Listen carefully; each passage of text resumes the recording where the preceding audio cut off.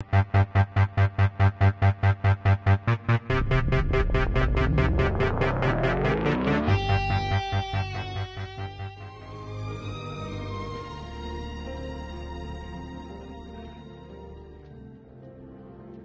are a true wizard now, as you always wished.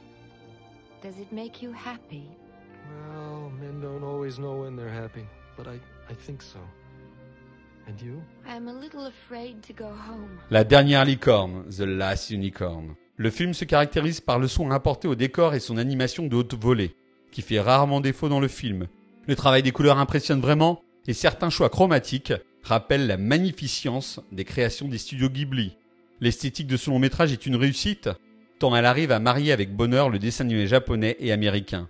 J'ai fait des recherches sur le studio Topcraft qui collabora avec les réalisateurs Rankin et Bass à partir des années 70 et qui s'occupe de l'animation sur le film. Fondé par des anciens Toei, Topcraft est connu pour avoir travaillé sur de nombreuses coproductions avec les USA et surtout pour avoir produit un long métrage d'un certain Miyazaki avec le magnifique Nausicaa.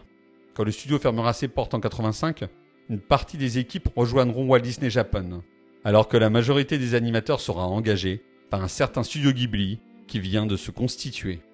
Au-delà de sa magnifique réalisation, c'est bel et bien l'histoire racontée par La Dernière Licorne qui fait de ce film un classique du cinéma d'animation. C'est réellement un film pensé pour les enfants qui pourront ressentir des sentiments forts tels que la joie ou la mélancolie grâce à la simplicité de l'histoire. Pour autant, les adultes sont également touchés par la richesse thématique de l'ensemble.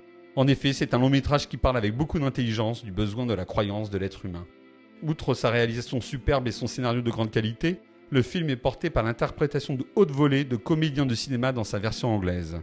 Que ce soit Christopher Lee, Angela Lansbury, Jeff Bridges et enfin Mia Farrow, nous avons le droit à un casting digne d'un long métrage de cinéma classique. Quant à la musique, elle est signée par le parolier et musicien Jimmy Webb, qui collabora dans sa carrière avec Toto et Art Garfunkel.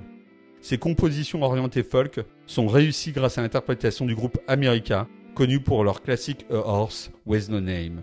À noter que la chanson The Last Unicorn, qui ouvre le film, est une merveille de pop capable en quelques notes de vous faire pleurer.